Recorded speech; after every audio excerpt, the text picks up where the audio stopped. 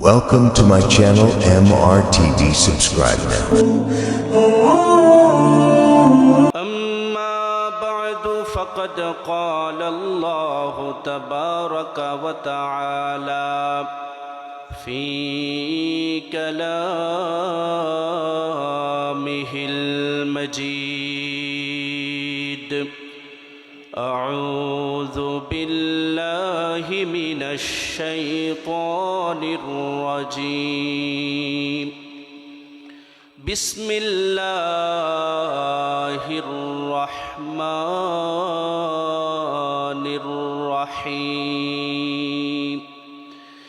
يود المجرم لو يفتدي من عذاب يومئذ ببنيه وصاحبته وأخيه وفصيلته التي تؤويه ومن في الأرض جميعا ثم ينجيه.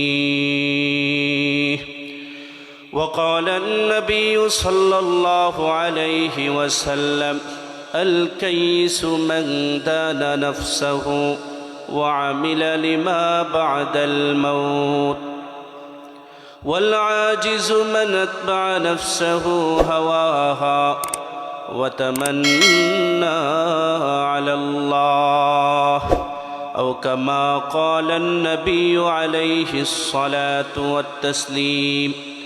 صدق الله العظيم وصدق رسوله النبي الكريم ونحن على ذلك من الشاهدين والشاكرين والحمد لله رب العالمين.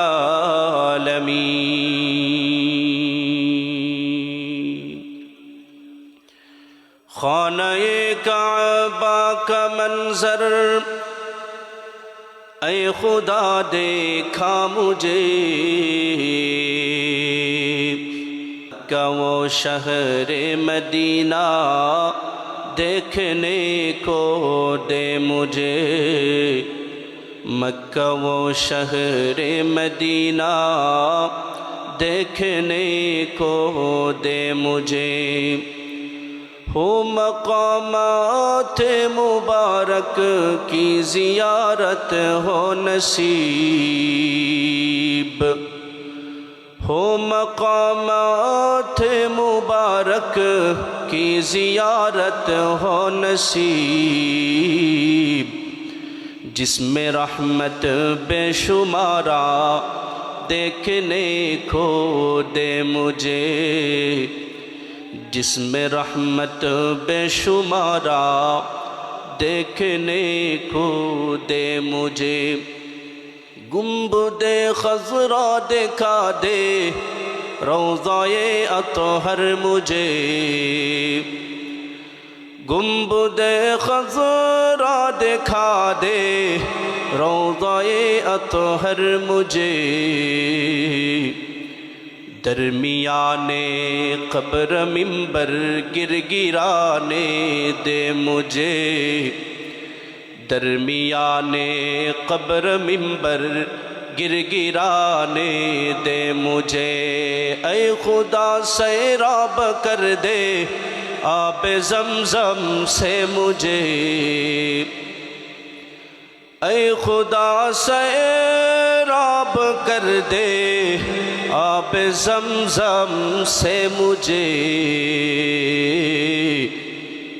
استلام حجر اسود سے مشرف کر مجھے استلام حجر اسود سے مشرف کر مجھے درمیان قبر منبر گرگرانے دے مجھے مکہ و شہر مدینہ دیکھنے کو دے مجھے خانہ کعبہ کا منظر اے خدا دیکھا مجھے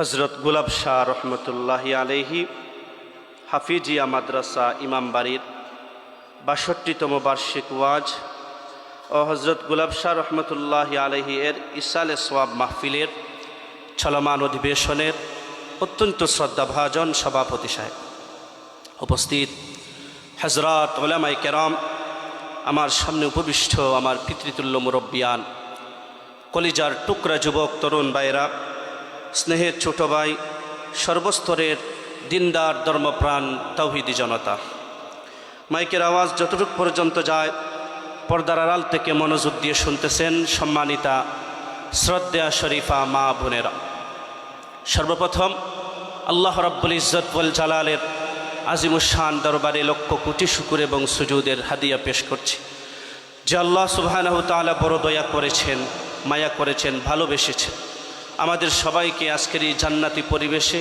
স্বতঃস্ফূর্তভাবে অংশগ্রহণের তৌফিক ভিক্ষা দান করেছেন।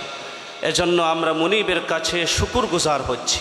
হৃদয়ের সবটুকুন আবেগ, অনুভূতি আর ভালোবাসা উজাড় করে দিয়ে কালিমাতুশ শুকুর পড়ে নিচ্ছি আলহামদুলিল্লাহ। আমরা সকলে মিলে শুকরিয়া আদায় করেছি কার? আল্লাহ পাকের নাম যদি আর একটু জুড়ে নেই, আমাদের কি লস হবে নাকি লাভ হবে? আল্লাহ পাকের নাম যদি এখানে জুড়ে নেই, পুলিশ এসে কি আমাদেরকে মারত না? আমাদের কি 1 লক্ষ টাকার লস হবে? সেইটাও হবে না। তাহলে এবার বলেন তো, আল্লাহ পাকের নাম জুড়ে নিলে ফায়দা আছে না নাই? আরো জুড়ে কোন আছে না নাই? আর একটু জুড়ে কোন না আছে না নাই? আমার মুসলমান ভাইয়েরা, পৃথিবীতে আমরা যারা বসবাস করি, আমরা যারা ইমানদার, আমরা যারা মুসলমান, আমরা যারা রবকে বিশ্বাস করি, আল্লাহকে রব বলে স্বীকার করি, নবীজির উম্মত হতে পেরে যারা আমরা গর্বিত, আল্লাহ পাকের নাম নিতে যত মজা, পৃথিবীর আর কারো নাম নিতে তত মজা নাই। কথা বলেন ঠিক কিনা? আমরা দেখি বাংলাদেশে গণতান্ত্রিক পদ্ধতিতে নির্বাচন হয়, নির্বাচনের সময় মার্কার স্লোগান দেই আমরা আস্তে না জুড়ে। কথা কন না কেন? নির্বাচনের সময় মার্কার স্লোগান যদি জুড়ে হয়, আপনার আমার নেতার স্লোগান যদি জুড়ে হয়, আমাদের রব, আমাদের মালিক, আমাদের খালিকের নামের আওয়াজটা হবে আস্তে না জুড়ে। কথা কন না কেন? আস্তে না জুড়ে। এই জন্য মালিকের নাম একবার মজা নিয়ে মহব্বতে আওয়াজ করে নিতে পারবেন নি সবাই? দেখি কারা কারা পারবেন তো একটু হাত উঠান। মাশাআল্লাহ, সবাই হাত উঠাইছে। শরীরের সমস্ত শক্তি উজাড় করে, আকাশ বাতাস মুখরিত করে একবার আওয়াজ করে ডাক দেন আমাদের রবকে। আরো মজা নিয়ে মহব্বতে আওয়াজ করে বলেন আমাদের মালিককে। আরো মহব্বতে আমাদের খালিককে। মাশাআল্লাহ মাশাআল্লাহ। মুসলমানের ইমানের আওয়াজটা হবে আস্তে না জুড়ে, কারণ মুসলমানের ইমানের আওয়াজটা যদি জুড়ে হয় তাহলে সেই ইমানের আওয়াজের পাওয়ারটাও কম না বেশি? বড় আস্তে কইলেন, সন্দেহ আছে নাকি? কম না বেশি? শাহজালাল মুজাররদ ইয়ামানি রহমতুল্লাহ আলাইহি সিলেটের জমিনে আসছিলেন। ওনার সাথে গোলাবারুদ ছিল না, অস্ত্র ছিল না, কামান ছিল না, যুদ্ধ বিমান ছিল না, কোনো ধরনের পারমাণবিক অস্ত্র ছিল না। একটা জায়নামাজ ছিল, হাতে তাসবিহ ছিল, মিসওয়াক ছিল। কথা বলেন ঠিক কিনা? আর জবানের মধ্যে আল্লাহ পাকের আওয়াজটা আস্তে ছিল না জুড়ে ছিল? কথা কন না কেন আপনারা? আস্তে না জুড়ে? সেই সময় স্বৈর শাসক গৌর গোবিন্দ কেউ যদি নিজেকে পরিচয় দিত আমি মুসলমান, জবাই করে ফেলতো। জুরে কর নাউজুবিল্লাহ। মুসলমানদেরকে সেই স্বৈর শাসকের জুলুম নির্যাতন থেকে মুক্ত করার জন্য এসেছিলেন, ইমানের আওয়াজকে বুলন্দ করেছিলেন। গৌর গোবিন্দের প্রাসাদগুলো ব্যঙ্গে তছনছ হয়ে গেছে, গৌর গোবিন্দ পালানোর পথ খুঁজে পায় না। এই কথা বলেন ঠিক কিনা?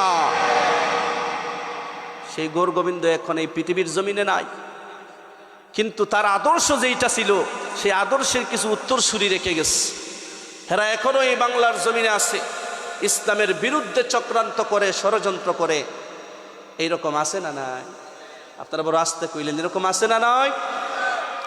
92% যেই দেশের মানুষ মুসলমান, সেই দেশের মানুষের সংবিধানে, রাষ্ট্রীয় সংবিধানে বিসমিল্লাহ থাকবে, এটাকে অনেকে বরদাস্ত করে না।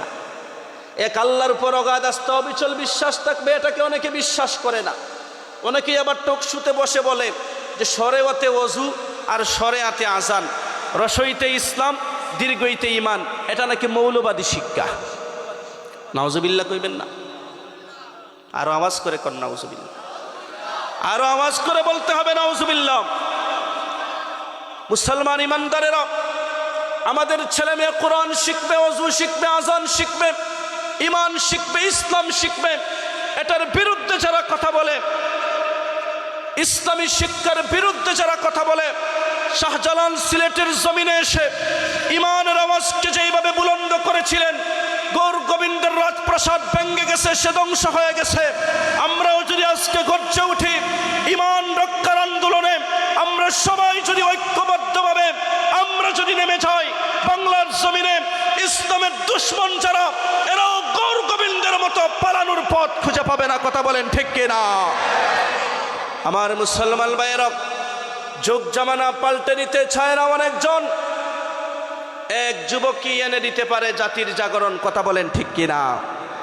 এই দেশকে আমরা ভালোবাসি, দেশের জন্য আমরা আমাদের জীবনটাকে বিলিয়ে দিতে প্রস্তুত আছি। কথাটা ঠিক না বেঠিক? 1971 সালে পাকিস্তানি হানাদার বাহিনীর বিরুদ্ধে লড়াই করে আমাদের পূর্বপুরুষেরা এই দেশকে স্বাধীন করেছেন। দেশের ক্রান্তি লগ্নে যুব সমাজ রাজপথে নেমে যায়, দেশের জন্য তারা রক্ত দেয়। যেই যুব সমাজ, যেই পূর্বপুরুষেরা দেশের জন্য রক্ত দিতে জানে, জীবন দিতে জানে, আমাদের আকাবির এবং আসলাফের রক্তের বিনিময়ে এই বাংলার জমিনে যে ইসলাম প্রতিষ্ঠিত হয়েছে, এবার যদি উলামায়ে কেরাম ডাক দেন ইসলামকে রক্ষার জন্য, ইসলামের বিরুদ্ধে যারা ষড়যন্ত্র করে এদেরকে প্রতিহত করার জন্য, আরেকবার যদি এবার রাজপথে নামতে হয়, আরেকবার যদি আমাদেরকে রক্ত দিতে হয় দ্বীনের জন্য, ইসলামের জন্য, কোরআনের জন্য, ইসলামী শিক্ষাকে টিকিয়ে রাখার জন্য, কারা কারা জীবন পর্যন্ত বিলায় দিতে তৈয়ার? দুহাত তুলে দেখায় দাও।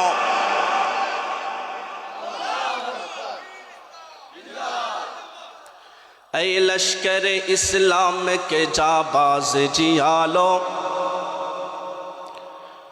ऐ लश्कर इस्लाम के जाबाज जियालो, तुम खालिद व ज़र्रार के अज़मत का निशा हो, तुम क़ासिम व महमूद की गैरत का बया हो, डट जाओ अगर तुम तो ज़माने को झुका लो, ऐ लश्कर इस्लाम के जाबाज जियालो,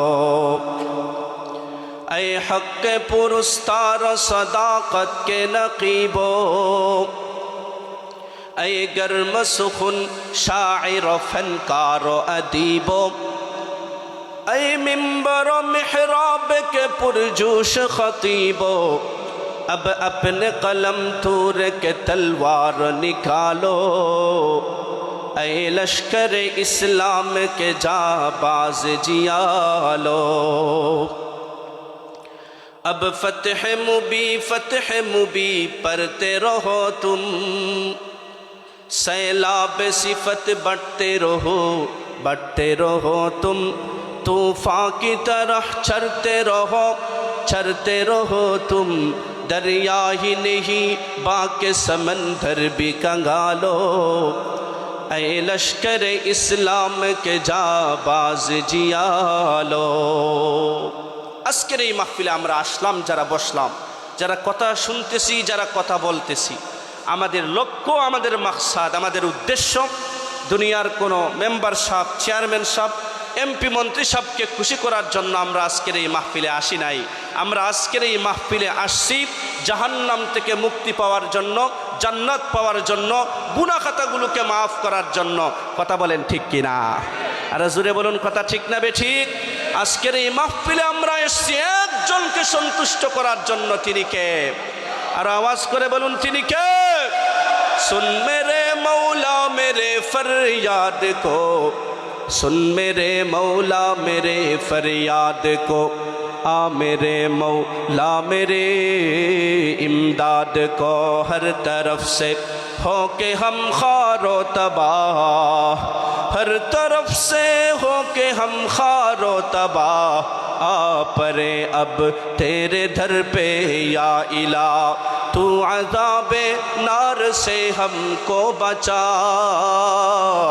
तू अज़ाबे नार से हमको बचा हो न हम बे आबरू रोज़े जज़ा चश्मे गरिया सीना बरिया कर आता बस सदा मक़सूद हो तेरी रिज़ा। আমাকে নির্দিষ্ট একটি বিষয়বস্তু দেওয়া হয়েছে, এই বিষয়বস্তু সম্পর্কে আলোচনা করার জন্য। সেইটা হচ্ছে আখিরাতের ভয়াবহতা ও আমাদের করণীয়। এই বিষয়কে সামনে রেখেই আমি সংক্ষিপ্ত সময় আপনাদের সামনে ভাঙ্গাচূড়া দুই একটি কথা রাখার চেষ্টা করব। আপনারা শেষ পর্যন্ত থাকবেন তো ইনশাআল্লাহ। আল্লাহ রাব্বুল আলামিন যেন কোরআন সুন্নাহর সত্য সঠিক যেই কথাগুলো, সেই কথাগুলোই যেন একমাত্র আমার জবান থেকে বের করে দেন। আমাদের সবাইকে যেন সেই কথাগুলো বুঝে শুনে আমল করার তৌফিক দান করেন। পরে আমিন। আর জোরে মহব্বতে পড়ি আমিন। আমার মুসলমান ভাইয়েরা, আল্লাহ রাব্বুল আলামিন নবী করিম সাল্লাল্লাহু আলাইহি ওয়াসাল্লামকে এই পৃথিবীর জন্য, গোটা পৃথিবীর জন্য রহমতের নবী হিসাবে প্রেরণ করেছিলেন। জুরে কোন সুবহানাল্লাহ, আর একটু জুরে কোন না সুবহানাল্লাহ। নবী করিম সাল্লাল্লাহু আলাইহি ওয়াসাল্লামের উপর আসমানি কিতাব, নবীজির সবচেয়ে বড় মুজিজা কোরআনে কারীম নাজিল করেছেন। কোরআনে কারীম এটা দুনিয়ার কোনো মানুষের রচনা করা কোনো কিতাব নয়। কোরআনে কারীম এই কিতাবটা কার? আর জুড়ে বলেন কোরআনে কারীম এই কিতাবটা কার? আর জুড়ে মহব্বতে বলেন কোরআনে কারীম এই কিতাবটা কার? আল কুরআন হুয়া কালামুল্লাহিল মুনাজ্জাল على الرسول صلى الله عليه وسلم المكتوب في المصاحف المنقول عنه نقلا متواترا بلا شبهة কোনো প্রকার সন্দেহ সংশয় ছাড়া মুতাওয়াতির পদ্ধতিতে মাসহাফে লিপিবদ্ধ নবীজির উপর নাজিলকৃত হুয়া কালামুল্লাহ, এটা দুনিয়ার কোনো মানুষের রচনা করো কোনো কিতাব নয়, এইটা হচ্ছে মহান আল্লাহ রব্বুল আলামিনের কালাম। জুরে কোন সুবহানাল্লাহ। আল্লাহ রব্বুল আলামিনের কালাম গোটা পৃথিবীর মানুষের হেদায়েতের পথ প্রদর্শক নবী করিম সাল্লাল্লাহু আলাইহি ওয়াসাল্লামের উপরে নাজিল করা হয়েছে। নবীজি যখন নাকি সেই কোরআনে কারীম মানুষদেরকে তিলাওয়াত করে শোনাইতেন, মক্কার আবাল বৃদ্ধ বনিতা কাফের মুশরিক বেদিন সহ সকলে মিলে নবীজির সুমধুর কণ্ঠের কোরআনে কারীমের তিলাওয়াত শোনার জন্য নবীজির ঘরের চতুর্পার্শ্বে জমা হয়ে যাইত। নবীজির সুমধুর কণ্ঠের তিলাওয়াত শুনে অনেকেই মুগ্ধ হয়ে যেত, কালেমা পড়ে মুসলমান হয়ে যেত। কোন সুবহানাল্লাহ। আমার মুসলমান ভাইয়েরা, সেই কোরআনে কারীম আল্লাহ পাকের কিতাব, যেইভাবে আমাদের পুরোপুরি বিশ্বাস নবী করিম সাল্লাল্লাহু আলাইহি ওয়াসাল্লাম সর্বশেষ এবং সর্বশ্রেষ্ঠ নবী, যেইভাবে আমাদের বিশ্বাস মুমিন মুসলমান হিসাবে আমরা বিশ্বাস করি, এই পৃথিবীর জমিনে আমরা চিরদিনের জন্য আসি নাই। একদিন না একদিন এই দুনিয়ার জমিন থেকে আমাদেরকে বিদায় নিতে হবে। হাসরের ময়দানে আমাদেরকে আবারও হাজির করা হবে। কথা বলেন ঠিক কিনা? হাসরের ময়দানে আমাদের সবাইকে হাজির হতে হবে। এই কথার উপরে বিশ্বাস, ঈমান আমাদের সকলের আছে না নাই? আরো কথা বলেন আছে না নয়? মানুষ যখন মারা যায়, মানুষ যখন মারা যায়, মান মাতা ফাকাদ কামাত কিয়ামাতুহু, মানুষ যখন মারা যায়, মারা যাওয়ার সাথে সাথে তার কিয়ামত মানে তার আখিরাত শুরু হয়ে যায়। জুরে কন্না আল্লাহু আকবার। আর জুরে বলেন আল্লাহু আকবার। হাসরের ময়দানের যে আলোচনা, বিশাল আলোচনা, এই আলোচনা নবীজি কোরআনে কারীমের মধ্যে আল্লাহ পাক করেছেন। নবীজি হাদিসে শরীফের মধ্যে সেই আলোচনা বিস্তারিতভাবে করে আমাদেরকে জানাইয়া দিচ্ছেন। এবং নবীজি বিভিন্ন বয়ানের মাধ্যমে, খুতবার মাধ্যমে, বিভিন্ন মানুষকে ব্যক্তিগত মাধ্যমে এই হাসরের ময়দানের ভয়াবহ চিত্র তুলে ধরে মানুষদেরকে সতর্ক করেছেন। হাসরের ময়দানের আলোচনা শুনে এমন নজির আছে, মানুষের মন নরম হয়েছে, চোখ থেকে পানি পড়ে গেছে, অনেক কাফের মুশরিক কালেমা পড়ে মুসলমান হয়েছে। সিরাতের বর্ণনা, নবী করিম সাল্লাল্লাহু আলাইহি ওয়াসাল্লামকে হত্যার উদ্দেশ্যে ইয়ামামার বনু হানিফ গোত্রের নেতা এবং সরদার, যার নাম ছিল সুমামা ইবনে উসাল, মদিনায় আসছে গোপনে মিশন সে চালানোর জন্য। কি ছিল তার মিশন? কি ছিল তার মিশন? তার মিশন ছিল গোপনে নবী করিম সাল্লাল্লাহু আলাইহি ওয়াসাল্লামকে হত্যা করে ফেলবে। জুরে কন্যা নাউজুবিল্লাহ, আর জুরে কন্যা নাউজুবিল্লাহ। আল্লাহ রাব্বুল আলামিন যদি চান কাউকে বাঁচাইয়া রাখতে, তাকে কেউ মারতে পারবে? কথা কন্যা কেন পারবে? আল্লাহ পাক রব্বুল আলামিন যদি চান কাউকে মৃত্যু দান করবেন, গোটা পৃথিবীর সমস্ত পরাশক্তি মিলে, সমস্ত ডাক্তাররা মিলেও এই ব্যক্তিকে কি আর বাঁচাতে পারবে? ইজ্জত দেওয়ার মালিক, বেইজ্জত করার মালিক, ক্ষমতা দেওয়ার মালিক, ক্ষমতা চিনিয়ে নেওয়ার মালিক, এই গোটা পৃথিবীর একচ্ছত্র মালিকানার অধিকারী একমাত্র একজন, তিনি কে? আরো জোরে আওয়াজ করে বলুন, তিনি কে? एक है एकता है तू हर शय तेरे मोहताज है, एक है एकता है तू हर शय तेरे मोहताज है, ज़ात तेरी है गनी वर बेनियाज अज़मा सिवा, शान तेरी लम यलिद लम यूलद परवरदिगार, शान तेरी लम यलिद लम यूलद परवरदिगार, लम यकुन कुफुवन अहद बी वस्फ तेरा ए खुदा, तेरी हरफे कुन से है गुलजार हस्ती का वजूद, तेरी हरफे कुन से है गुलजार हस्ती का वजूद, लहन से आवाज से पुरपाक है तेरी निदा, तू ही शयाने इबादत मुस्तआवर कारो साज, तू सिराते मुस्तकीम और राह हक का रहनुमा, तू सिराते मुस्तकीम और राह हक का रहनुमा। গোপনে গোপনে সে তার মিশন পরিচালনার জন্য ষড়যন্ত্রের নীল নকশা তৈরি করতেছে। গুপ্তচর মারফত সাহাবায়ে কেরাম রিদওয়ানুল্লাহি আলাইহিম আজমাইন বুঝতে পারলেন যে এই সুমামা ইবনে উসাল এসেছে নবীজিকে হত্যা করার গোপন মিশন নিয়ে। সাহাবায়ে কেরাম রিদওয়ানুল্লাহি আলাইহিম আজমাইন উনারা এবার গুপ্ত মিশন চালায়া সেই সুমামা ইবনে উসালকে গ্রেফতার করে মদিনার মসজিদে নববীর সামনে তাকে কুটির সাথে বেঁধে রাখলেন। নবী করিম সাল্লাল্লাহু আলাইহি ওয়াসাল্লামের কাছে সংবাদ পাঠাইয়া দিলেন, ইয়া রাসূলুল্লাহ, ইয়া হাবিবাল্লাহ, নবীজি ইসলামের দুশমন ইয়ামামার বনু হানিফ গোত্রের নেতা সুমামা ইবনে উসালকে গ্রেফতার করে মদিনায় নিয়ে আসছি। আপনি আসেন গো নবী, আপনি ফয়সালা করেন কি তার বিচার হতে পারে।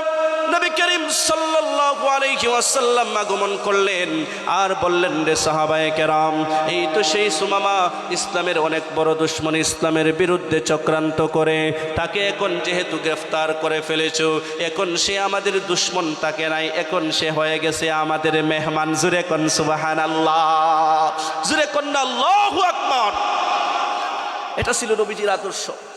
দুশমন ছিল, গ্রেফতার যখন হয়ে গেছে, বন্দী হয়ে গেছে, এখন সে মেহমান হয়ে গেছে। বলেন না আল্লাহু আকবার। আয়ে হাদিয়ে আলম তু হে আল্লাহ কা পিয়ারা, আয়ে হাদিয়ে আলম তু হে আল্লাহ কা পিয়ারা, मिल्लत का निगहबान तू उम्मत का सहारा, दंदान को कुर्बान किए हक को जगाया, तौयफ के परोबाश में भी तुमको सताया, कैसी है तेरी शान है ऐ साक़िए कौथर, मस्तूर तेरा नाम है वा अर्श बरी पर, सिद्दीक़ उमर हैदर उस्मान सब असहाब। একবার সকলে মিলে আওয়াজ করে পড়েন আল্লাহু আকবার। सिद्दीक़ उमर हैदर उस्मान सब असहाब, सो हो गया सुहबत से हर एक नजम जहाता। গোটা পৃথিবীর মানুষের হেদায়েতের আলোকবর্তিকা হয়ে নবীজি এই পৃথিবীর জমিনে আগমন করেছেন। ইসলাম প্রচারে তরবারির সহায়তা ছিল, কিন্তু ইসলাম তরবারির মাধ্যমে কখনো ইসলাম প্রতিষ্ঠিত হয় নাই।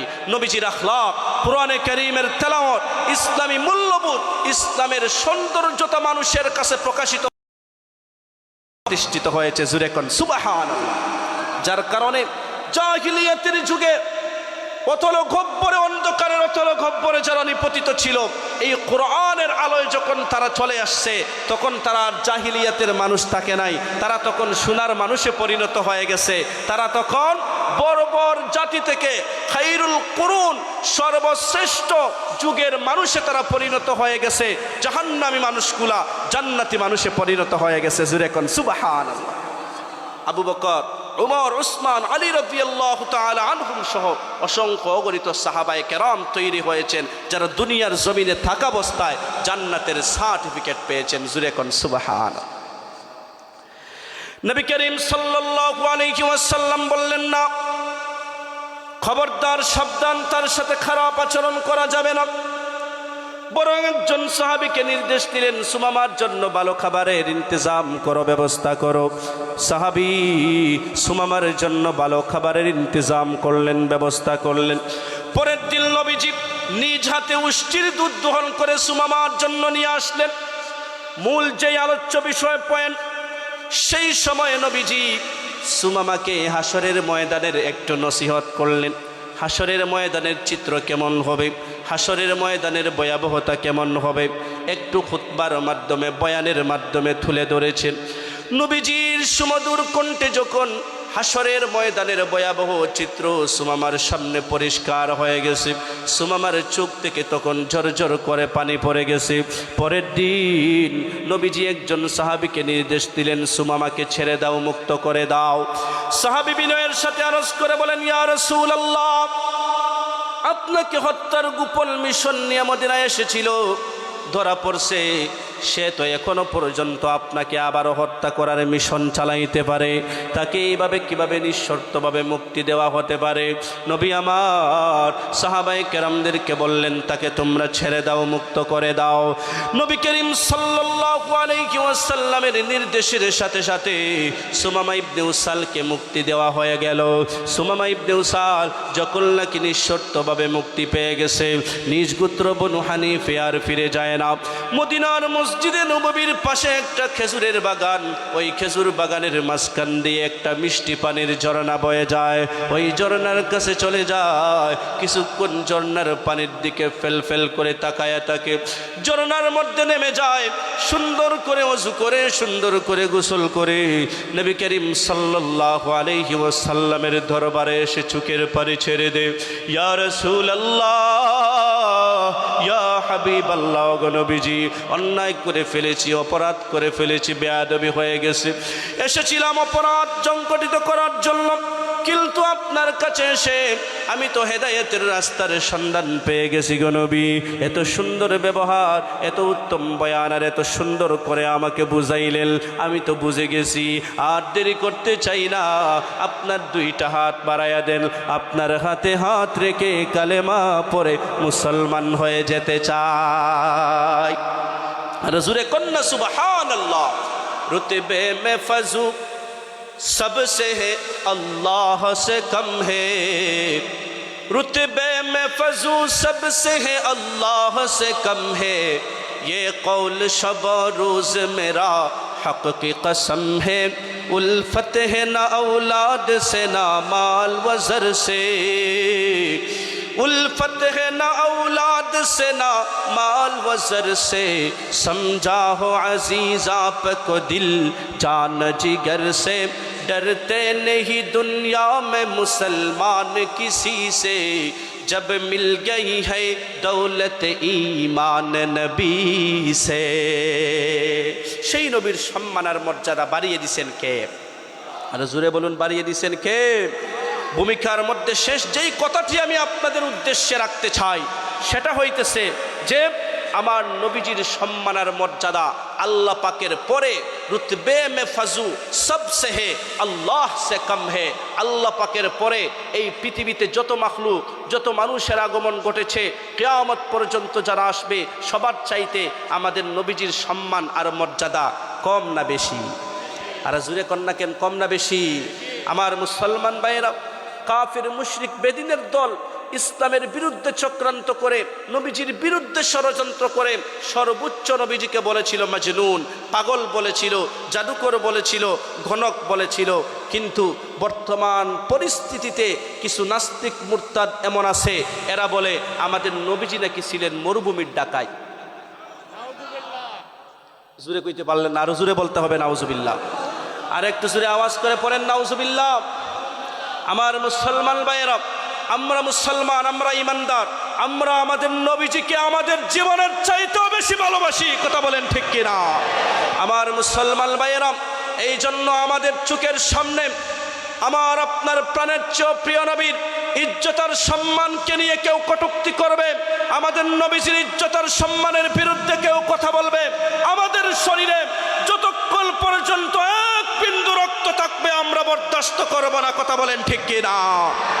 এই জন্য আমরা বাংলাদেশের সর্বোচ্চ মহল পর্যন্ত আজকের এই গোলাপ শাহ ইমামবাড়ি মাদ্রাসার এই মাহফিল থেকে, আজিমুশান মাহফিল থেকে দ্ব্যর্থহীন কণ্ঠে জানায় দিতে চাই, এই বাংলাদেশ 92% মুসলমানের দেশ। মুসলমানের এই দেশে মুসলমানদের প্রাণের নবী বিশ্বনবী রহমতুল্লিল আলামিনকে নিয়ে কেউ যদি কটূক্তি করে, বাংলাদেশের জাতীয় সংসদে আইন পাশ করে ফাঁসির কাস্টে ঝুলানোর আইন পাশ করতে হবে। কথা ঠিক কিনা? আমার মুসলমান ভাইরা, সেই আইন পাশ করার জন্য আমাদেরকে যদি নবীর ইজ্জতের জন্য, নবীর ইজ্জত আবরুর হেফাজতের জন্য, নবীজির বিরুদ্ধে যারা কথা বলে এদের মূলোৎপাটন করার জন্য আমাদেরকে যদি রক্ত দিতে হয়, আমাদেরকে যদি রাজপথে নেমে জীবন পর্যন্ত বিলায় দিতে হয়, আমরা রাজি আছি। কারা কারা? আরেকবার দুহাত তুলে দেখায় দাও।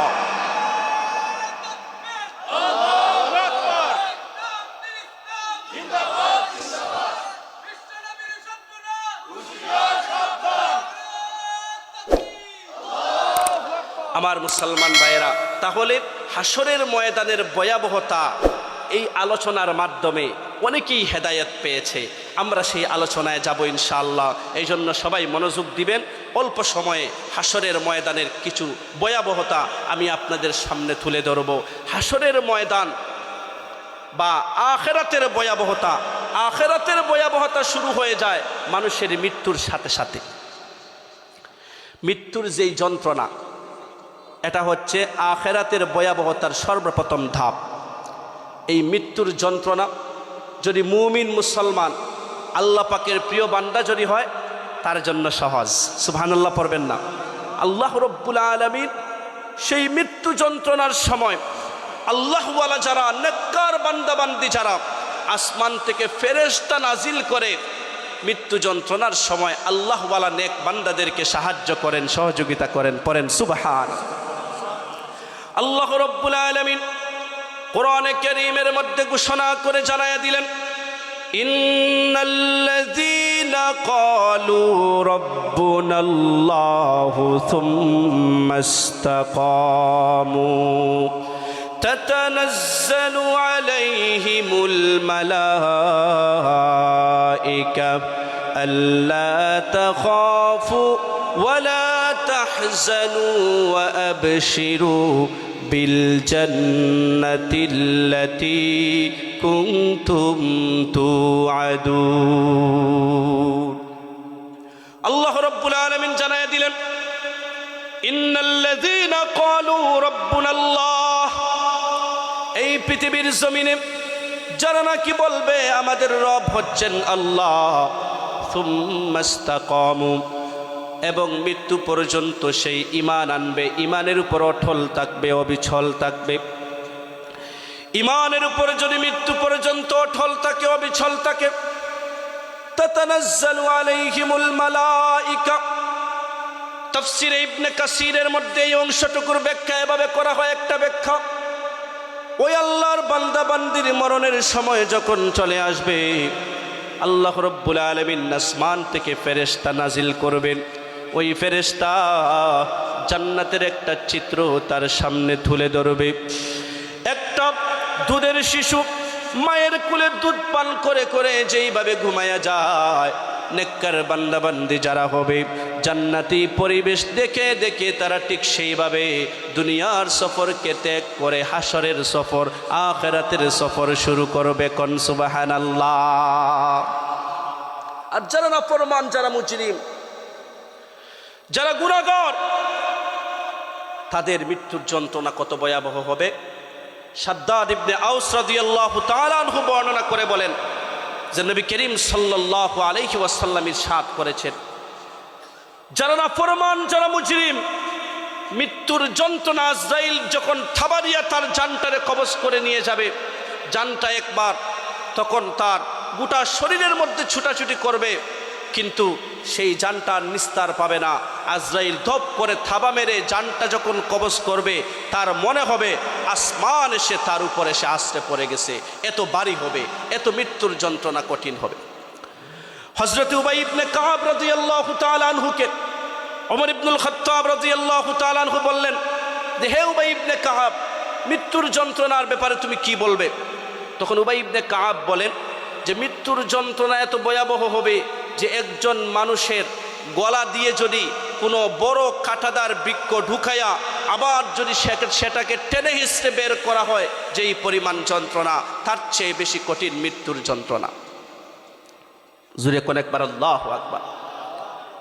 কিতাবের বর্ণনায় পাওয়া যায়, তাফসীরের বিখ্যাত কিতাব ইমাম বগবী রহমতুল্লাহের তাফসীরে বগবীর মধ্যে বর্ণনা করে বলেন যে এই পৃথিবীর জমিনে হযরত ঈসা আলাইহিস সালাতু ওয়াস সালামকে আল্লাহ রাব্বুল আলামিন নবী এবং রাসূল, নবী হিসাবে প্রেরণ করেছিলেন।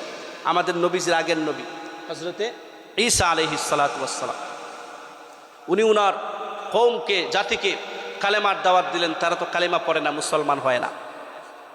এক পর্যায়ে উনার জাতি বলল যে, হে ঈসা, আমরা সবাই কালেমা পড়তে প্রস্তুত, ঈমান আনতে প্রস্তুত, তবে কিছু মুজিজা দেখাতে হবে। কিরকম মুজিজা দেখতে চাও?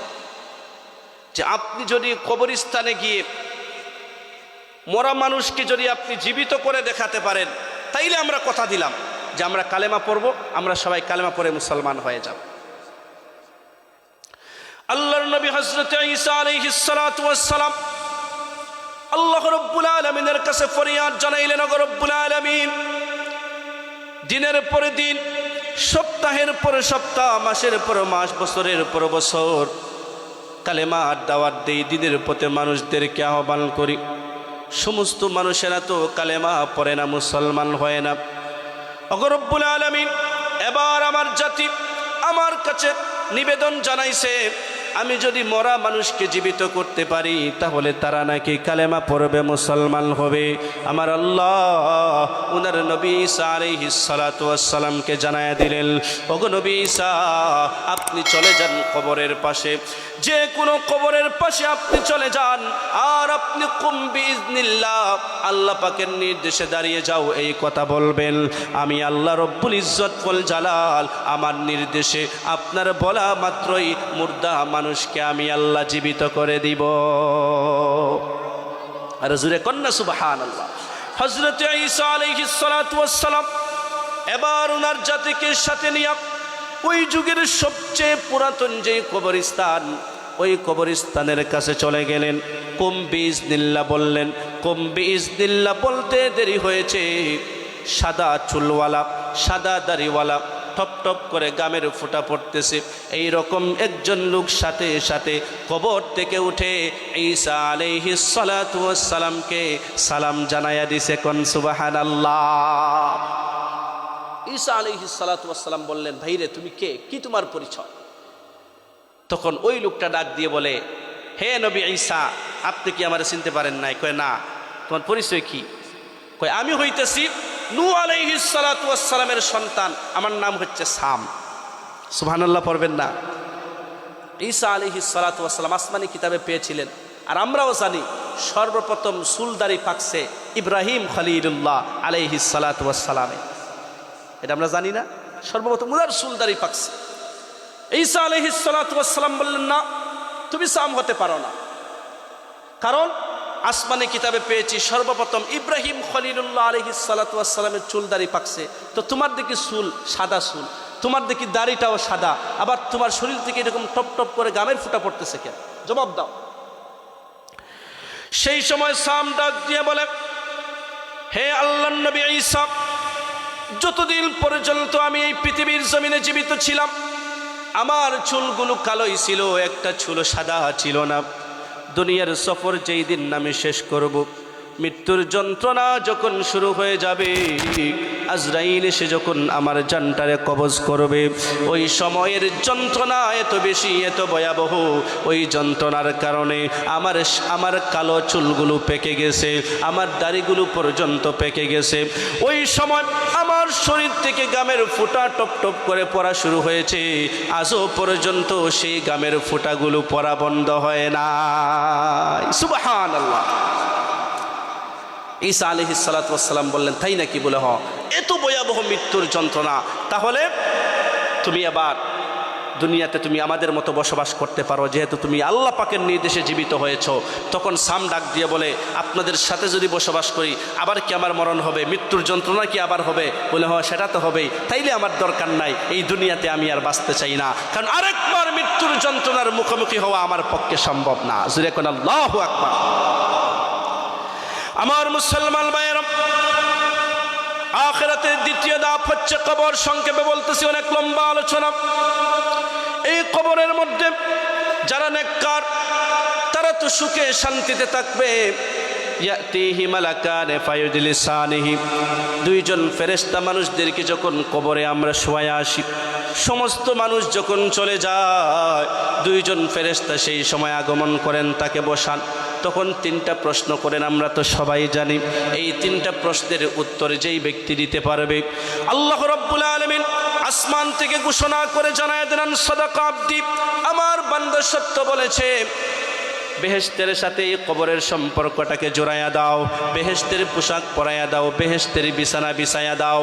এইভাবে সুখে শান্তিতে কবরের যেই জিন্দেগি, সেই জিন্দেগি কবরের যেই সময়, সেই সময়টা তারা কাটাইয়া দিবে। যারা মুজরিম, যারা নাফরমান, যারা মুশরিক, কাফের, মুশরিক, গুনাহগার, তারা যখন সেই প্রশ্নের সঠিক জবাব দিতে পারবে না, তখন ফেরেশতারা তাকে হাতুড়ি দিয়া পিটাইতে আরম্ভ করবেন।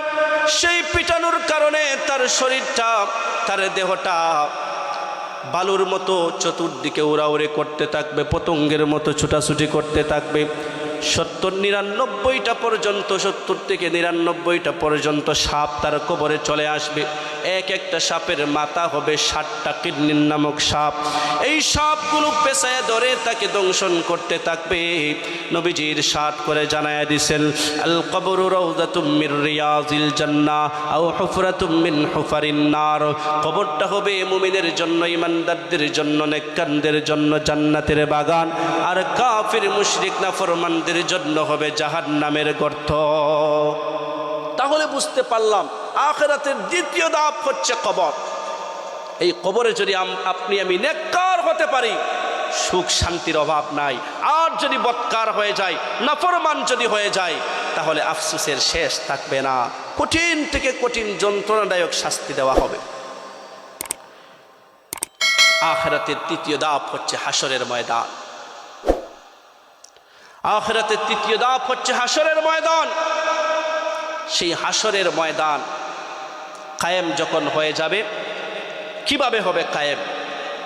নবী করিম সাল্লাল্লাহু আলাইহি ওয়াসাল্লাম যখন মেরাজে গেলেন, তখন দেখলেন ইসরাফিল আলাইহিস সালাতু ওয়াস সালাম বড় একটা সিংহা হাতে নিয়া, শরীরের সমস্ত শক্তিকে গলা পর্যন্ত এনে সেই সিংহার মুখের মধ্যে ওনার মুখ লাগাইয়া আল্লাহ পাকের নির্দেশের অপেক্ষায় আছে। প্রথম যখন ফুৎকার দিবেন, আল্লাহ পাকের নির্দেশের সাথে সাথে, সেই ফুৎকারের সাথে সাথে কিয়ামত সংগঠিত হয়ে যাবে। আর কিয়ামত যখন সংগঠিত হয়ে যাবে, তখন পৃথিবীর সব কিছু ধ্বংস হয়ে যাবে। পাহাড়ে পারে যাएगी, জমি पर जलजला होगा, पहाड़े पार जाएगी, जमी पर जलजला होगा, मोहम्मद तख्त पर होगी, अदालत पर खुदा होगा, न काले को देखे न घूरे को देखे पिया जिसको चाहे सुहागन वही है। আল্লাহ রব্বুল আলামিন দ্বিতীয়বার নির্দেশ দিবেন, হে ইসরাফিল এবার তুমি সিংহায় ফুৎকার দাও। দ্বিতীয়বার যখন সিংহায় ফুৎকার দেওয়া হবে তখন সমস্ত মানুষ হাসরের ময়দানে হাজির হয়ে যাবে, উপস্থিত হয়ে যাবে। নাস্তিক মুরতাদরা মনে করে মৃত্যুর সাথে সাথেই সব কিছু শেষ হয়ে যাবে, আর কবর নাই, হাসর নাই, আখিরাত বলতে কিছুই নাই। জুরে কোন নাউজুবিল্লাহ। আমার আল্লাহ রব্বুল আলামিন বললেন, আয়াহসাবুল ইনসানু আল্লান নাজমা'a 'ইযামাহু বালা কাদিরিনা আলা আন নুসাউইয়া বানানা। আল্লাহ রব্বুল আলামিন জানায়া দিলেন, আমি রক্ত, গোশত, হাড় সহ পুনরায় তার স্ট্রাকচার বডিটা তৈরি করব। আমি আল্লাহ রব্বুল আলামিন তার আঙ্গুলের যে ছাপ আছে সেই ছাপ সহ কিয়ামতের ময়দানে তাকে হাজির করাইয়া দিব। জুরে কোন সুবহানাল্লাহ। সেই কিয়ামতে দুই শ্রেণীর মানুষ হবে, কিছু মানুষ হবে নেককার, কিছু মানুষ হবে বদকার। সেই কিয়ামতের ময়দান হবে 50,000 বৎসরের সমান। জুরে কোন আল্লাহু আকবার। কানা মিকদারুহু 50,000 সানা। 50,000 বৎসরের সমান হবে কিয়ামতের ময়দান। যারা মুজরিম নাফরমান তাদের জন্য তো কঠিন বিভীষিকাময় দিন সেই দিন হবে। কিয়ামতের সময়টা বিভীষিকাময় অবস্থা হবে। আর যারা মুজরিম, আর যারা নেককার, যারা আল্লাহওয়ালা, যারা দিনদার, যারা মুত্তাকি পরেজগার, এই সমস্ত বান্দাবান্দির জন্য ইমাম রাজি রহমতুল্লাহি আলাইহি বলেন যে জুহর আর আসরের নামাজের মধ্যখানে যেই সময়, এই সময়ের মতো মনে হবে। আরেক বর্ণনায় পাওয়া যায় আসর থেকে মাগরিব পর্যন্ত যেই সময়, এতটুকু সমপরিমাণ দীর্ঘ মনে হবে। সুবহানাল্লাহ পড়ে। আমার মুসলমান ভাইয়েরা, এবার আসেন কিয়ামতের কঠিন ময়দানে কত বিভীষিকাময় অবস্থা হবে। যারা মুজরিম, যারা নাফরমান, যারা কাফির মুশরিক, সূর্যটা সেই দিন তাদের মাথার অর্ধ হাত উপরে চলে আসবে। আরেক বর্ণনায় পাওয়া যায় 1 ফারসাখ দূরে সূর্যটাকে নিয়ে আসা হবে। 1 ফারসাখ মানে 3 মাইল অথবা 4 মাইল। যারা নাফরমান, যারা মুজরিম, যারা গুনাহগার, সূর্যের প্রচণ্ড তাপে তাদের মাথার মগজগুলো উতলাইতে থাকবে বাতের মারের মতো, নাক দিয়ে, কান দিয়ে, মুখ দিয়ে বের হতে থাকবে। পায়ের নিচে কোনো জমিন থাকবে না, পায়ের নিচের জমিনগুলো জ্বলন্ত তামা হয়ে যাবে।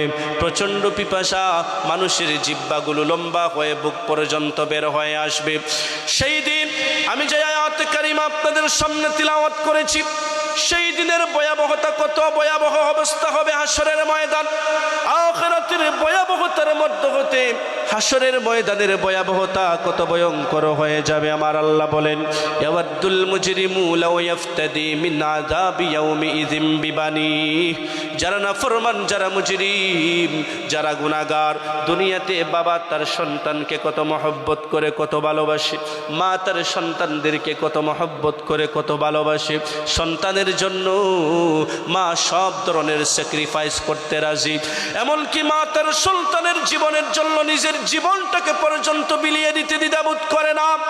আপনারা জানেন, কিছুদিন আগে বরগুনার একটা লঞ্চের মধ্যে যখন আগুন লেগে যায়, মা চাইলেই নিজের জীবনটাকে বাঁচাইতে পারত, লাফ দিয়ে পানিতে পড়তে পারত, কিন্তু সন্তান যেই বগিতে আগুন লেগে গেছে সেই বগিতে অবস্থান করতেছিল। মা সন্তানকে বাঁচানোর জন্য আগুনের মধ্যে ঝাঁপ দিয়ে দিছে, নিজেও আগুনে পুড়ছে, সন্তানকেও পুড়াইছে। সেই দিনের ভয়াবহতা কত ভয়ঙ্কর হয়ে যাবে। সেই দিন মা এবং বাবা আল্লাহ রব্বুল আলামিনকে ফরিয়াদ করে জানাবে, যদি মুজরিম হয়, যদি নাফরমান হয়, গুনাহগার হয়, আল্লাহকে ডাক দিয়ে বলবে, ওগো রব্বুল আলামিন, আমার ছেলে মেয়েদেরকে জাহান্নামে দিয়া আমাকে জাহান্নাম থেকে বাঁচায়া দাও। ওয়া সাহিবাতিহি ওয়া আখি, স্ত্রী বলবে, ওগো আল্লাহ, আমার স্বামীকে জাহান্নামে দিয়া আমাকে জাহান্নাম থেকে বাঁচায়া দাও। ভাই ডাক দিয়ে বলবে, রব্বুল আলামিন, আমার ভাইকে জাহান্নামে জাহান্নামে দিয়েও আমাকে বাঁচায়া দাও। সেই দিন বান্দাগণ ডাক দিয়ে বলবে ওয়ামান ফিল আরদি জামিআন সুম্মা ইউনজি, এই পৃথিবীর জমিনে আপনি যা কিছু সৃষ্টি করেছেন, যত সহায় সম্পত্তি আছে, সব কিছুর বিনিময়ে হলেও আমাকে জাহান্নামের আগুন থেকে বাঁচায়া দাও। কত ভয়াবহ অবস্থা হবে আখিরাতের ময়দানে, নাফরমান মুজরিম যারা, কত ভয়াবহ অবস্থা হবে সেই দিন। দুনিয়ার কোনো চেয়ারম্যান, দুনিয়ার কোনো মেম্বার, দুনিয়ার কোনো এমপি মন্ত্রী আপনার আমার কোনো উপকারে আসবে আসবে না। সেই কিয়ামতের ভয়াবহ সেই ময়দানে এমন কিছু লোক এসে উপস্থিত হবে যেই সমস্ত মানুষেরা অন্ধ হয়ে যাবে, দুইটা চোখে কিছুই দেখতে পারবে না, অন্ধ, দুই চোখে কিছুই দেখতে পারবে না। তারা কারা? আল্লাহ রাব্বুল আলামিন কোরআনে কারীমের মধ্যে বর্ণনা করে বলেন ওয়ামান আ'রাদা আন যিকরি فإن له معيشة ضنكا ونحشره يوم القيامة أعمى। আল্লাহ রাব্বুল আলামিন ঘোষণা করে জানায়া দেন ওয়ামান আ'রাদা আন যিকরি, জিকির শব্দের একটা অর্থ হচ্ছে কোরআন। আল্লাহ রাব্বুল আলামিন বলেন ইন্না নাহনু নাযালনা যিকরা, আমি আল্লাহ রাব্বুল আলামিন কোরআনে কারীম নাজিল করেছি। তাহলে জিকির শব্দের একটা অর্থ হচ্ছে কোরআন। আমার আল্লাহ এই আয়াতের মধ্যে বর্ণনা করে বলেন যারা নাকি দুনিয়ার জমিনে কোরআনে কারীম থেকে পৃষ্ঠ প্রদর্শন করে, কোরআনে কারীম থেকে নিজেদেরকে দূরে সরায়া রাখে, ওয়ানাহশুরুহু ইয়াউমাল কিয়ামাতি আ'মা, কিয়ামতের কঠিন ময়দানে তারা অন্ধ হইয়া সেই দিন হাজির হয়ে যাবে। কন্যা নাউযুবিল্লাহ, আর একটু জোরে কন্যা নাউযুবিল্লাহ। কারা হবে? যারা সময় আছে, সুযোগ আছে, তারপরও কোরআনে কারীম শিখে না, কোরআনে কারীম পড়ে না, তারা হাসরের ময়দানে অন্ধ হয়ে যায়। অথচ দুনিয়াতে তাদের দুইটা চোখ ছিল, দুইটা চোখ দিয়ে সব কিছুই তারা দেখত। হাসরের ময়দানে সেই সময় এই সমস্ত লোকেরাই আল্লাহ রাব্বুল আলামিনকে ডাক দিয়ে বলবে লিমা হাশারতানি আ'মা ওয়া ক্বাদ কুনতু বাসীরা। রব্বুল আলামিন, দুনিয়ার জমিনে তো আমার দুইটা চক্ষু ছিল, বিয়ানীবাজারে আমার বসবাস ছিল, দুইটা চোখ দিয়ে আমি সুন্দর সুন্দর জিনিস দেখতাম, জাফলঙ্গের মনোমুগ্ধময় দৃশ্য আমি দেখছি, সাদা পাথরও গিয়েছি, কত সুন্দর দৃশ্য আমি দেখেছি, শ্রীমঙ্গলে গিয়ে ছায়ের বাগানের সুন্দর সুন্দর দৃশ্য আমি দেখেছি, মাধবকুণ্ড গিয়ে ঝর্ণাও আমি দেখছি। আজকে হাসরের ময়দানে আমি কেন অন্ধ হয়ে গেলাম? দুইটা চোখে কিছুই কেন দেখতে পাই না? আল্লাহ রাব্বুল আলামিন কোরআনে কারীমের মধ্যে আয়াত নাজিল করে জানায় দিয়েছেন সেই সময় কি হবে তাদের কথার জবাব। আল্লাহ রাব্বুল আলামিন জানায় দিবেন কাযালিক আতাতকা আয়াতুনা ফানাসিতাহা ওয়া কাযালিকাল ইয়াওমা তুনসা। সেই দিন জানিয়ে দেওয়া হবে বান্দারে বান্দিগো, এই দুনিয়ার জমিনে আল্লাহ রাব্বুল আলামিনের কালাম তোমাদের চোখের সামনেই ছিল। দুনিয়াতে তোমার 3 ঘন্টা সময় ব্যয় করে মুভি দেখার সময় ছিল, নাটক সিনেমা দেখার সময়ের কোনো অভাব ছিল না। অবসর সময়ে যখন পেয়ে যাইতা তখন তুমি জাফলং, সাদা পাথর, শ্রীমঙ্গল, কক্সবাজার, বান্দরবন আর খাগড়াছড়ি তুমি গিয়ে সময়টাকে পাস করছো, সুন্দর সুন্দর জিনিস দেখেছো। কিন্তু আমি আল্লাহর কোরআনে কারীমটা তোমার ঘরের মধ্যেই ছিল, একটা দিনের জন্য তুমি দেখো নাই। দিনের পরে দিন, মাসের পর মাস, বছরের পর বছর আমি আল্লাহর কোরআনে কারীম থেকে তুমি বিচ্ছিন্ন ছিলে। আমি আল্লাহর কোরআনে কারীম তোমার তিলাওয়াতের সুযোগ ছিল না, সময় ছিল না। মোবাইলের মধ্যে সারাটা দিন তুমি গেমস খেলে কাটায়া দিতে পারছো, খেলায় খেলায় সময়টাকে অবসর সময় কাটাইছো। আমি আল্লাহর কোরআনে কারীম দেখার তোমার সুযোগ ছিল না। কেমন জানি দুনিয়াতে চোখ তাকিতেই তুমি অন্ধ হয়ে গিয়েছিলা। বাস্তবে আমি আল্লাহ আজকে হাসরের ময়দানে তোমাকে অন্ধ বানায়া হাজির করে দিয়েছি। নাউযুবিল্লাহ। কিয়ামতের দিনে অন্ধ হইয়া আমরা হাজির হই, এটা কি আমরা চাই? কথা কন না কেন, এটা কি আমরা চাই? আর যদি আওয়াজ করে বলেন এটা কি আমরা চাই? তাহলে যদি না চাই সর্বপ্রথম কোরআনে কারীমের তিলাওয়াতটা সহি শুদ্ধভাবে আগে শেখার দরকার আছে না নাই? আর জুরে কন্যা কেন আছে না নাই? আর জুরে কোন আছে না নাই? শুধু তিলাওয়াত শিখলে হবে না। একটি কথা স্পষ্টভাবে আপনারা জেনে রাখবেন, দুনিয়ার যত সুখ শান্তি এবং সমৃদ্ধি, আখিরাতের সুখ শান্তি এবং সমৃদ্ধি কোরআন এবং সুন্নাহর মধ্যেই আছে, ভিন্ন কোনো পথ এবং পদ্ধতির মধ্যে নাই।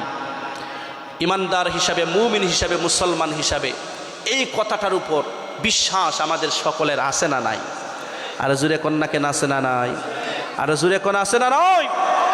তাহলে দুনিয়ার মানুষের ব্যক্তিগত জীবন, সামাজিক জীবন, রাষ্ট্রীয় জীবনে সুখ শান্তি সমৃদ্ধি যদি কোরআনে কারীমের মধ্যে আল্লাহর রাসূলের আদর্শের মধ্যেই থাকে, আর আমরা যদি সেই সুখ শান্তি এবং সমৃদ্ধি যদি মানব রচিত যত তন্ত্র মন্ত্র সেইগুলোর মধ্যে যদি খুঁজি, তাহলে 54 বছর কেন 54,000 বছরেও বাংলাদেশের মানুষ জীবনে কখনো সুখ শান্তি খুঁজে পাবে না। কথা বলেন ঠিক কিনা?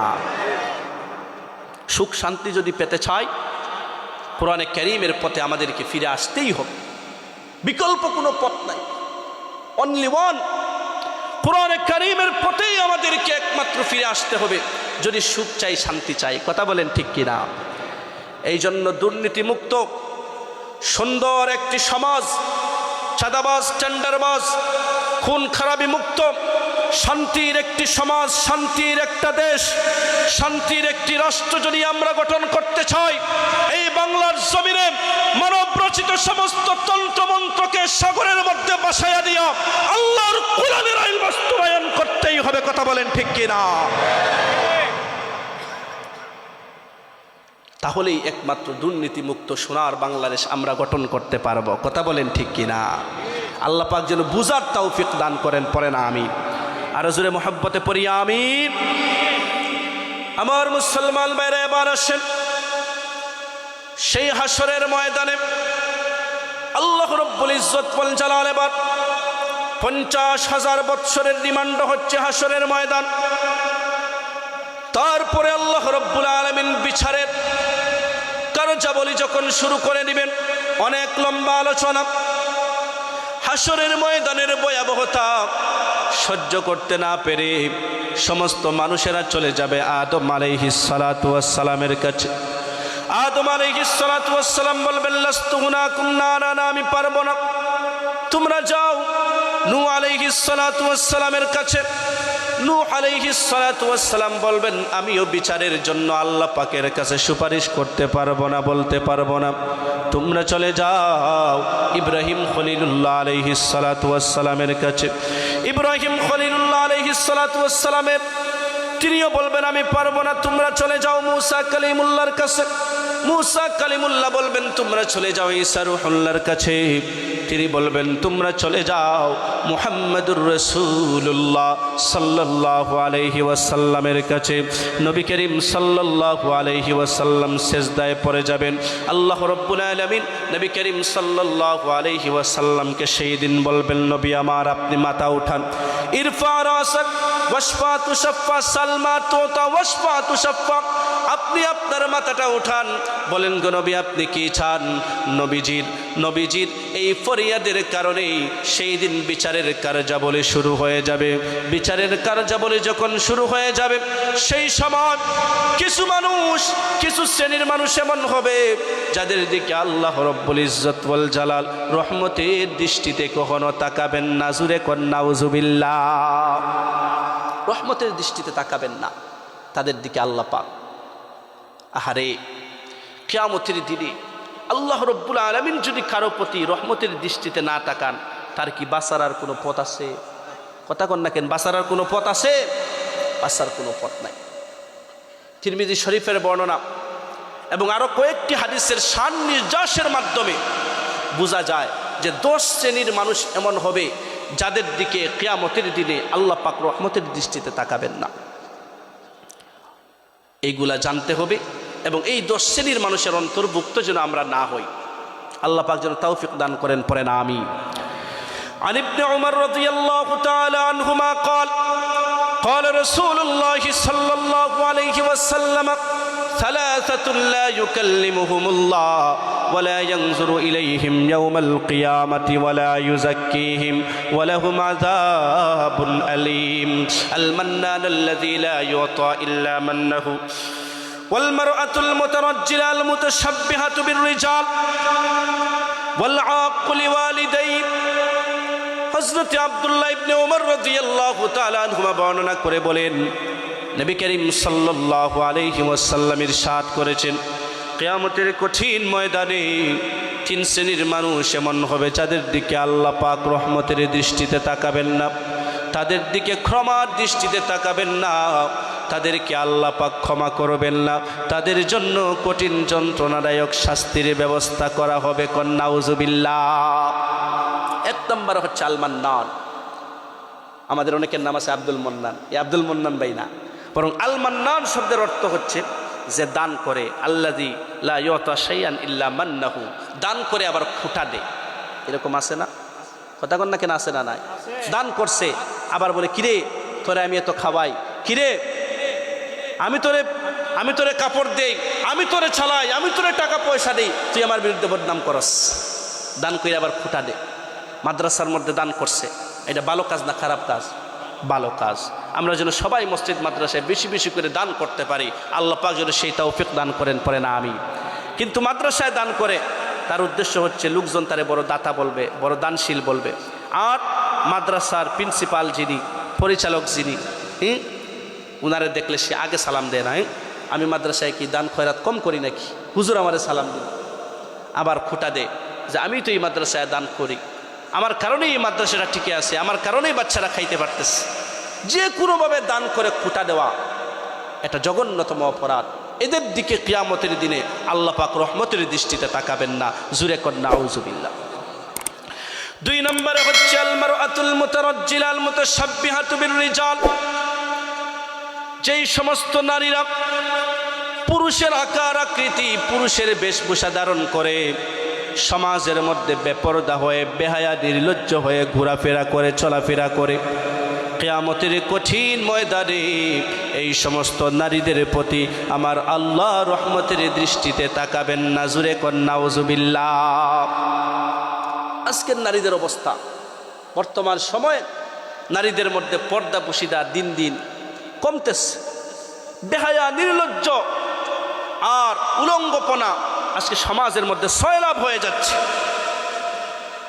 এমন নজির আছে, তাকালেই বুঝাই যায় না হে ছেলে নামে, বুঝাই যায় না। মেয়ে হইছে, মেয়ে হইয়ে একটা শার্ট পরে পুরুষদের মতো, চুলটারে ছোটো ছোটো করে কাটছে, আবার দেখবেন চশমাও একটা লাগাইছে, স্কিন টাইট পোশাক পরিধান করে, বুট জুতা পরিধান করে রাস্তাঘাটে ঘুরে। এইরকম বেপর্দা, বেহায়া, নির্লজ্জ মহিলা মানুষ আমাদের এই সমাজে আছে না নাই? কথা কন না কেন আপনারা, আছে না নয়?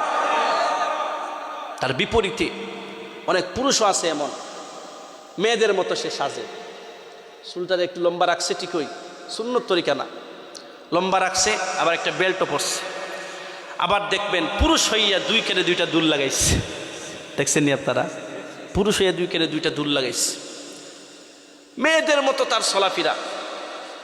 প্যান্ট পরছে সিরাফারা, এখানে কত দূর সিরা, এখানে আরো কত দূর সিরা, এখানে আরো কত দূর সিরা, সিরাফারা প্যান্ট পরে রাস্তাঘাটে ঘোরাফেরা করে। নামাজ পড়া হচ্ছে 5 ওয়াক্ত ফরজ, আর সতরটাকে ডেকে রাখা এটা হচ্ছে 24 ঘন্টা ফরজ। ইহুদি খ্রিস্টানরা ষড়যন্ত্র করে এই প্যান্টগুলো আমদানি করছে আমাদের সমাজে, মুসলিমদের সমাজে। হেরা এই প্যান্টগুলো পরিধান করে 24 ঘন্টা কবিরা গুনাহের মধ্যে লিপ্ত হচ্ছে। এইরকম নজির আছে না নাই? আরো জুড়ে কন্যা কেন আছে না নাই? এখন তো আরো ডিজিটাল হয়ে গেছে ফুলাফার।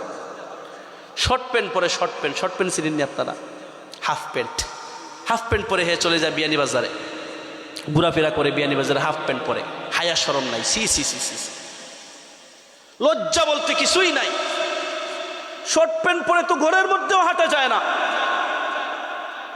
মা আছে, বাবা আছে, ভাই বোন আছে, আত্মীয় স্বজন আছে, এদের সামনে শর্ট প্যান্ট পরা তো লজ্জার বিষয়। হে বাজারে চলে যায় শর্ট প্যান্ট পরে। এর মতো বেহায়া কি আর কেউ আছে? চিন্তা করেন তাহলে সমাজ কতটুকু অধপতনে আজকে চলে গেছে।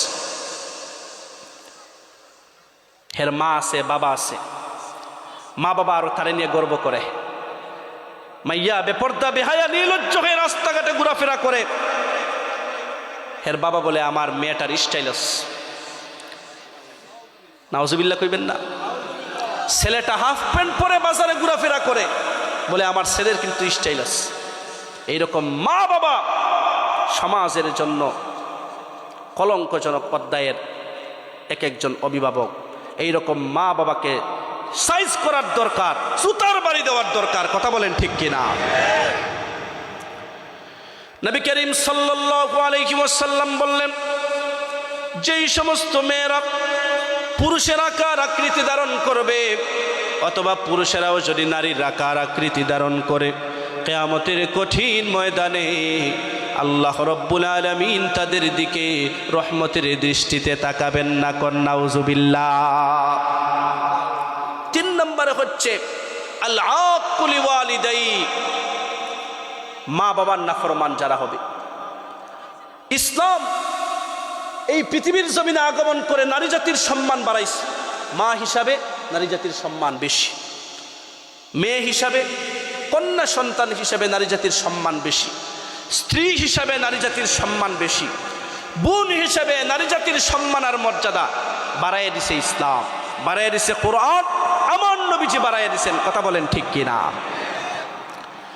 আল্লাহ রব্বুল আলামিন মালিক, আল্লাহ রব্বুল আলামিন খালিক, আল্লাহ রব্বুল আলামিন আমাদের সকলের সৃষ্টিকর্তা, গোটা পৃথিবীর সৃষ্টিকর্তা। আমরা সবাই হচ্ছে আল্লাহ পাকের গোলাম, আল্লাহ পাকের বান্দা। আল্লাহ পাক মালিক হইয়া, রব হইয়া, মনিব হইয়া বান্দাদেরকে ওসিয়ত করতেছেন, ওয়াসাইনাল ইনসানা বিওয়ালিদাইহি ইহসানা। আল্লাহ রব্বুল আলামিন ঘোষণা করে জানায়া দিলেন, আমি আল্লাহ রব্বুল ইজ্জত ওয়াল জালাল ওসিয়ত করতেছি তোমাদেরকে যে তোমরা তোমাদের মা বাবার সাথে ভালো আচরণ করো, ভালো ব্যবহার করো। কোন সুবহানাল্লাহ। আর নবীজি বলেছেন যে রিদর রব্বি ফি রিদল ওয়ালিদাইন ওয়া সাখাতুর রব্বি ফি সাখাতিল ওয়ালিদাইন। কোনো বান্দা, কোনো বান্দি যদি মা বাবাকে সন্তুষ্ট রাখতে পারে, তাহলে মা বাবার সন্তুষ্টির উপর নির্ভর করে আল্লাহ পাকের সন্তুষ্টি। মা বাবা যদি আপনার আমার উপর সন্তুষ্ট থাকে, আল্লাহ রব্বুল আলামিন আপনার আমার উপর সন্তুষ্ট হয়ে যাবেন। জোরে কোন সুবহানাল্লাহ। আর মা বাবা যদি অসন্তুষ্ট হয়ে যায়, তাহলে আল্লাহ পাক আপনার আমার উপর অসন্তুষ্ট। মা বাবার সন্তুষ্টি, আল্লাহ পাকের সন্তুষ্টি, এটা কি ছোট বিষয় না, বড় বিষয়, অনেক বড় বিষয়। এই জন্য কবি বলে, अपने माँ बाप का तू दिल न दुखा, दिल न दुखा, अपने माँ बाप का तू दिल न दुखा, दिल न दुखा, अपनी जन्नत को खुदा के लिए दोज़ख न बना।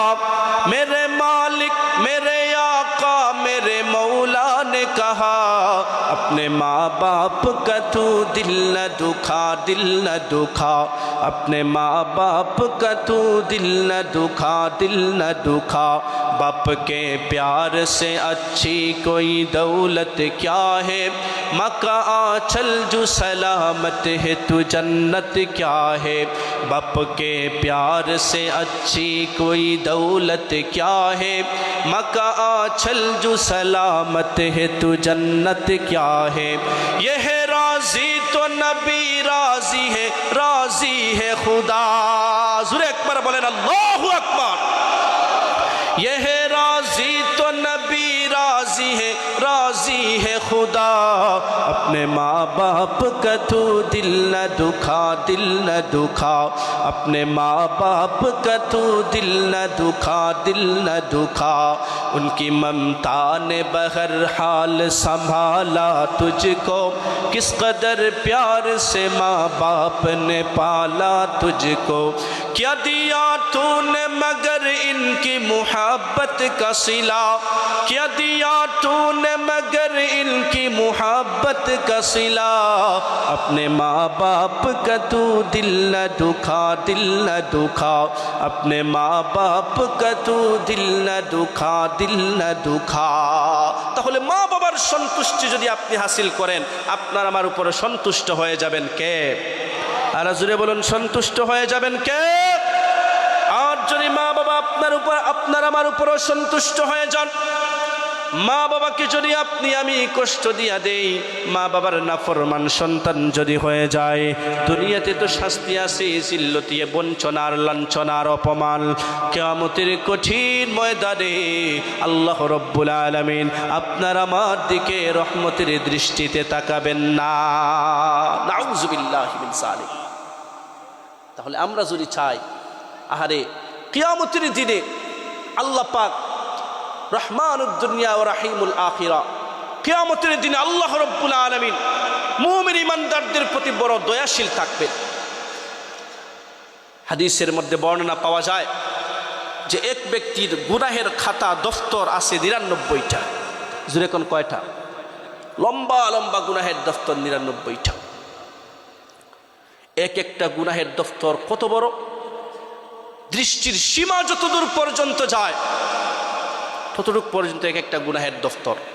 এরকম একটা দুইটা না, বরং ৯৯টা গুনাহের দফতর। আল্লাহ রব্বুল আলামিন সেই বান্দাকে হাজির করবেন, বান্দারে তুমি কি এই গুনাহগুলো করেছ? বান্দা ডাক দিয়ে বলবে, রব্বুল আলামিন আমি এই গুনাহগুলো করেছি, স্বীকার করতেছি। আল্লাহ রব্বুল আলামিন বলবেন, বলো তোমার সাথে কিরকম আচরণ করা হবে? বান্দা বলবে, রব্বুল আলামিন জাহান্নামের আগুন ছাড়া তো কোনো উপায় দেখি না। আল্লাহ রব্বুল আলামিন সেই সময় একটা বেতাকা দিবেন, একটা আইডি কার্ড দিবেন। বান্দা ডাক দিয়ে বলবে, মা হাযিহিল বিতাকা মা হাযিহিস সিজিল্লাত। ওগো রব্বুল আলামিন ৯৯টা গুনাহের বড় বড় খাতা, একটা ছোট্ট বেতাকা দিলেন, এইটা দিয়া কি হবে? আমার আল্লাহ সেই দিন এই আইডি কার্ডের মধ্যে লেখা থাকবে লা ইলাহা ইল্লাল্লাহু মুহাম্মাদুর রাসূলুল্লাহ। এই বেতাকাটা যখন নেকের পাল্লায় উঠাইয়া দিবেন, নেকের পাল্লা বাড়ি হয়ে যাবে, আল্লাহ পাকের বিশেষ রহমতে সে জান্নাতি হয়ে যাবে। কোন সুবহানাল্লাহ। এত রহমান থাকবেন। কিন্তু যারা শিরিক করবে, আল্লাহ পাক সারা অন্য কারো কাছে কেউ যদি কিছু চায়, আল্লাহ পাকের সাথে যদি অংশীদার সাব্যস্ত করে, মা বাবার সাথে যদি নাফরমান করে, আল্লাহ রব্বুল আলামিন তাদের দিকে রহমতের দৃষ্টিতে তাকাবেন না। আজকে আমাদের সমাজে হক্কানি পীর বুজুর্গ, আল্লাহর ওলি যারা, এদের সাথে আমরা মহব্বতের সম্পর্ক জোড়াবো আখিরাতের ময়দানের সেই ভয়াবহতা থেকে বাঁচার জন্য। কিন্তু দেখা যায় হক্কানি উলামায়ে কেরাম, হক্কানি আল্লাহ ওলি পীর বুজুর্গ উলামা মাশায়েখ যারা, এদের সাথে আমাদের সম্পর্ক নাই। আর এই সুযোগে পীরের নামে ভণ্ডামি করে কিছু লোক, হেরা মানুষের ঈমান আমলকে নষ্ট করে দেওয়ার চক্রান্ত করতেছে। শাহজালাল শাহপরান আল্লাহর ওলি ছিলেন, আমাদের বিশ্বাস আছে না নাই? কথা কোন আমাদের বিশ্বাস আছে না নাই? কিন্তু তাদের মাজারে আপনি যদি যান, দেখবেন অনেক লোক এমন আছে যারা নিজেদেরকে পীর দাবি করে, আসলে এরা হচ্ছে পীরের নামে ভণ্ড। কথা বলেন ঠিক কিনা? হাতের মধ্যে অনেকগুলো আংটি লাগাইছে, শরীরের মধ্যে লাল কাপড় 2টা পরছে, আর দেখবেন আপনার এইরকম মানুষদেরকে বিভিন্ন রকমের তদবিরের নামে মানুষের ঈমান আমলকে নষ্ট করে দিচ্ছে। এই রকম পীরের নামে ভণ্ডামি করে ভণ্ড পীর আমাদের সমাজের মধ্যে এখন আছে না নাই? আপনারা এই কথা কোন আছে না নয়? হক্কানি আল্লাহর ওলি যারা, তাদের সাথে আমরা সম্পর্ক রাখবো, তাদের কাছে যাব আখিরাতের ভয়াবহতা থেকে বাঁচার জন্য। কিন্তু যারা পীরের নামে ভণ্ডামি করে, আল্লাহর ওলিদের এই পবিত্রতম জমিন সিলেটের জমিনে, যেই জমিনে অনেক অসংখ্য অগণিত আল্লাহর ওলি ঘুমায় আছেন, এখনো পর্যন্ত অনেক আল্লাহর ওলি জীবিত আছেন, সেই সিলেটের পবিত্রতম জমিনে বিশেষ করে শাহজালাল শাহপরানের মাজারে যারা নাকি পীরের নামে ভণ্ডামি করে, সময় এসেছে সিলেটের জনগণ গর্জে উঠাও, এই সমস্ত বন্ডদেরকে জুতা পেটা করে সিলেটের জমিন থেকে বিতাড়িত করতে হবে। কথা বলেন ঠিক কিনা? शिर्क इसिया वो दलालत से बचा कर ऐ करीम, शिर्क इसिया वो दलालत से बचा कर ऐ करीम, कर हिदायत मुझको अब राहे सिराते मुस्तकीम पाक कर जुल्मात इसिया से इलाही दिल मेरा पाक कर जुल्मात इसिया से इलाही दिल मेरा कर मुनव्वर नूर इरफा से इलाही दिल मेरा खोल दे राहे तरीक़त क़ल्ब पर या हक़ मेरे कर तजल्ली ये हक़ीक़त क़ल्ब पर या हक़ मेरे हद से अबतर हो गया है हाल मुझ बदकार का कर मेरे इमदाद अल्लाह वक्त है इमदाद का যতদিন পর্যন্ত আমাদের দেহে প্রাণ থাকবে নাকের ডগায় শ্বাস নিঃশ্বাস জারি থাকবে কখনো শিরিক করব না কুফর করব না শিরিক এবং কুফরের গুনাহ আল্লাহ পাক মাফ করে দিবেন না আল্লাহ পাক যেন বুঝার তৌফিক দান করেন পড়ে না আমি তাহলে আমরা পাইলাম কিয়ামতের দিনে আখিরাতের ভয়াবহতার তৃতীয় ধাপ কিয়ামতের দিনের এমন কিছু মানুষ থাকবে আল্লাহ পাক তাদের দিকে রহমতের দৃষ্টিতে তাকাবেন না এক নম্বর আল মান্নান দুই নম্বর হচ্ছে যারা নারী হইয়া পুরুষের বেশভূষা ধারণ করে তিন নম্বর হচ্ছে যারা মা বাবার সাথে নাফরমানি করে চার নম্বর হযরত সাহল ইবনে সাদ রাদিয়াল্লাহু তাআলা আনহু বর্ণনা করে বলেন قال النبي صلى الله عليه وسلم ثلاثة لا يدخلون الجنة তিন শ্রেণীর মানুষ এমন হবে যারা জান্নাতে প্রবেশ করতে পারবে না কিয়ামতের কঠিন ময়দানে তাদের দিকে আল্লাহ রাব্বুল আলামিন রহমতের দৃষ্টিতে তাকাবেন না আরেকটা বর্ণনায় পাওয়া যায় এই তিন শ্রেণীর কথা আগে পাইছিলাম তিন শ্রেণী এবার আরো তিন শ্রেণী এই তিন শ্রেণীর প্রথম শ্রেণী হচ্ছে মুদবিনুল খামার এই দুনিয়ার জমিনে যারা মদ্যপান করে যারা মাদক সেবন করে যতদিন পর্যন্ত তারা তাওবা না করবে এবং তাওবা করে যতদিন পর্যন্ত ফিরে না আসবে মুদমিনুল খামার মদ্যপান করে করে যদি দুনিয়ার জমিন থেকে বিদায় হয়ে যায় কিয়ামতের কঠিন ময়দানে আল্লাহ পাক তাদের দিকে রহমতের দৃষ্টিতে তাকাবেন না নবীজি বলেছেন মান শারিবাল খামরা লাম তুকবাল লাহু সালাতু 40 ইয়াওমা মদপান যদি কেউ করে কেউ যদি মাদক সেবন করে তাহলে 40 দিন ইবাদত বندگی তার কবুল হবে না ফাইন তাবা তাবাল্লাহু আলাইহি যদি তাওবা করে আল্লাহ পাক তাওবা কবুল করবেন ফাইন আদা আবার যদি মদপান শুরু করে আবার 40 দিনের ইবাদত বندگی কবুল হবে না এইভাবে তৃতীয়বার পর্যন্ত সে তাওবা করে আবার যদি মদপান করা শুরু করে তাহলে মৃত্যুর পূর্বে তার কপালে আর তাওবা নসিব হবে না নাউজুবিল্লাহ পড়ে আর জুরে কোন না নাউজুবিল্লাহ আজকে আমাদের সমাজে মাদক কম না বেশি কথা কোন না কেন মাদক কম না বেশি যুব সমাজের মধ্যে কিছু কুচক্রী মহল যুব সমাজের চরিত্রকে নষ্ট করার জন্য যুব সমাজের রন্ডে রন্ডে আজকে মাদক ইয়াবা এইগুলা ঢুকাইয়া দিছে কথা বলেন ঠিক কিনা আর জুড়ে বলুন কথা ঠিক না বে ঠিক এই জন্য আমরা বাংলাদেশের সর্বোচ্চ মহল পর্যন্ত পয়গাম জানায় দিতে চাই 92% মুসলমানের এই দেশে যেই সমস্ত যুবকেরা আজকে মাদকাসক্ত হয়ে যাচ্ছে এই সমস্ত মাদক কারবারি যারা এদেরকে গ্রেফতার করে কঠিন শাস্তির মুখোমুখি কঠিন শাস্তির ব্যবস্থা করতে হবে কথা বলেন ঠিক কিনা 5 নম্বরে হচ্ছে মুসাদ্দিকুল বিসসিহর যারা নাকি জাদুবিদ্যাকে বিশ্বাস করে কিয়ামতের কঠিন ময়দানে আল্লাহ রাব্বুল আলামিন তাদের দিকে রহমতের দৃষ্টিতে তাকাবেন না 6 নম্বরে হচ্ছে আলবা ইউসিলাতাহু বিল হালাফিল কাযিব ব্যবসা করার সময় যারা মিথ্যা শপথ করে ব্যবসা করার সময় যারা মিথ্যা শপথ করে পণ্য বেচা কিনা করে তাদের দিকে কিয়ামতের দিনে আল্লাহ পাক রহমতের দৃষ্টিতে তাকাবেন না ব্যবসা করার সময় মিথ্যা কথা কয় মানুষের সাথে ধোঁকাবাজি করে প্রতারণা করে এইরকম লোক সমাজে আছে না নাই আর জুড়ে কোন আছে না নয় এই জন্য ব্যবসায়ী ভাই যারা আবু হানিফা রহমতুল্লাহি আলাইহি উনিও ব্যবসায়ী ছিলেন আমাদের মাযহাবের ইমাম অনেক বড় কাপড়ের ব্যবসায়ী ছিলেন ইমাম আযম আবু হানিফা রহমতুল্লাহি আলাইহি একবার দোকানের মধ্যে ঢুকলেন দুইকে দেখলেন বেশ দামি কাপড়ের মাঝখানে একটা কম দামি কাপড়কে রেখে দেওয়া হয়েছে উনি বললেন এই কাপড় যদি বিক্রি করো কম দামে বিক্রি করবা। কিছুক্ষণ পরে আইসা দেখলেন এই কাপড়টা তো বিক্রি হয়ে গেছে। জিজ্ঞাসা করলেন কর্মচারীকে যে কম দামে বিক্রি করছো নাকি বেশি দামে বিক্রি করছো? কর্মচারী কয় আজকে তো বেশ দামে কম দামি কাপড়টা বিক্রি করে দিচ্ছি।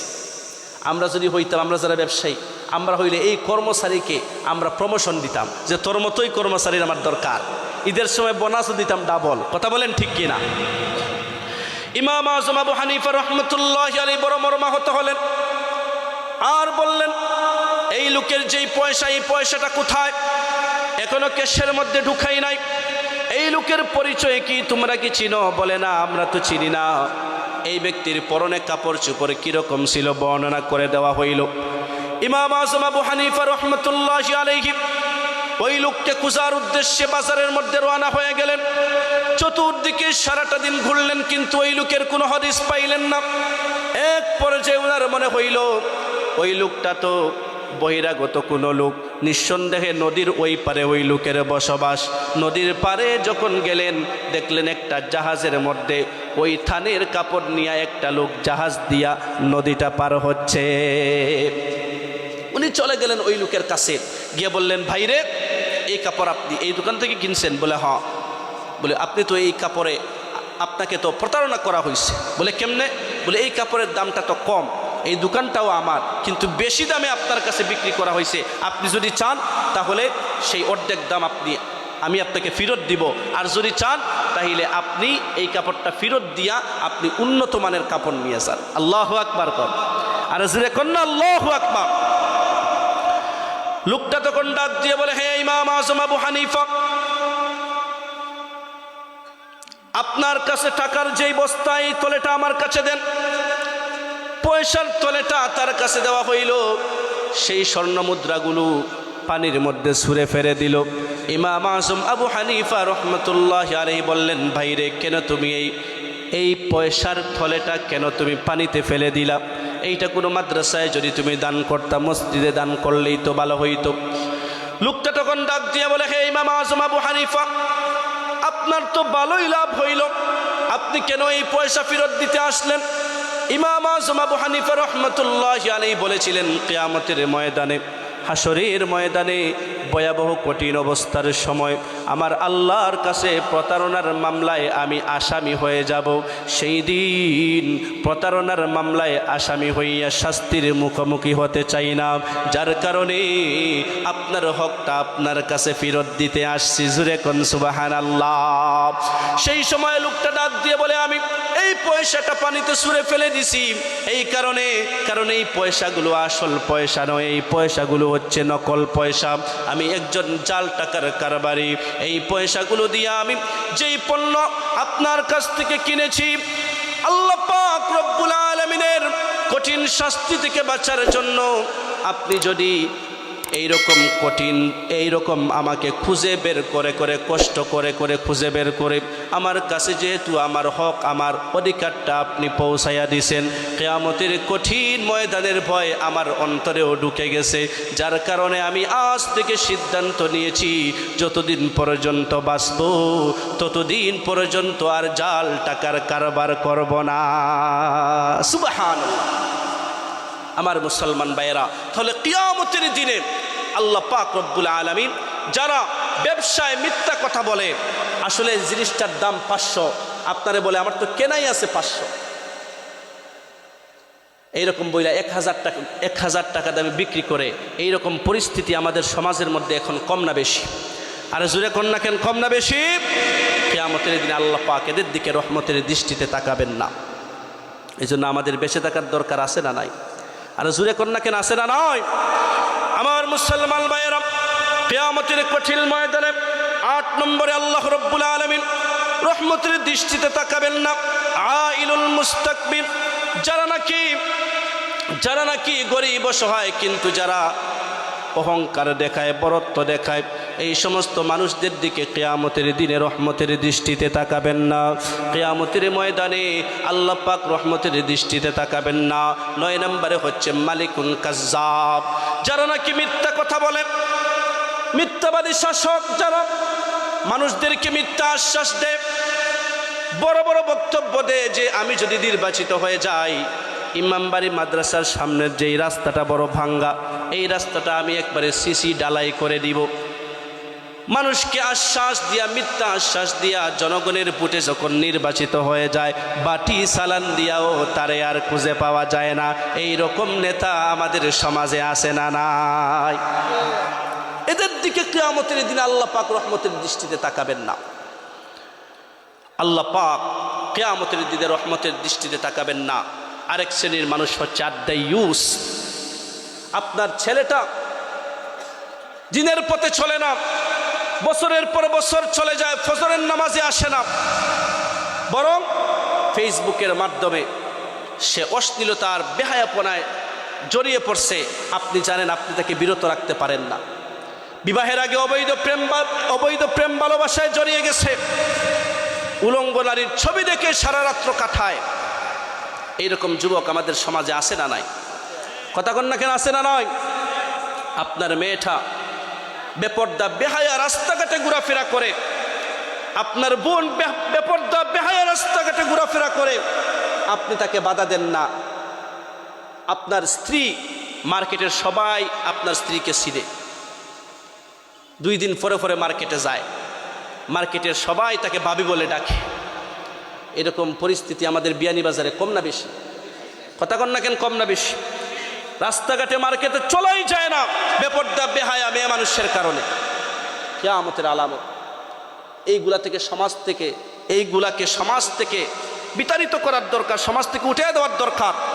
আপনার ঘরকে আপনি হেফাজত করেন, আপনার ঘরের কোনো মেয়ে মানুষ যেন বাজারে যাইতে না পারে, সেই দায়িত্বটা আপনি আমি নেওয়ার দরকার আছে না নাই? কথা কন না কেন, আপনি আমি নেওয়ার দরকার আছে না নয়? এই জন্য যারা দাইয়ুস, কিয়ামতের কঠিন ময়দানে আল্লাহ রব্বুল ইজ্জত ওয়াল জালাল তাদের দিকেও রহমতের দৃষ্টিতে তাকাবেন না। এরপরে হাসরের ময়দানে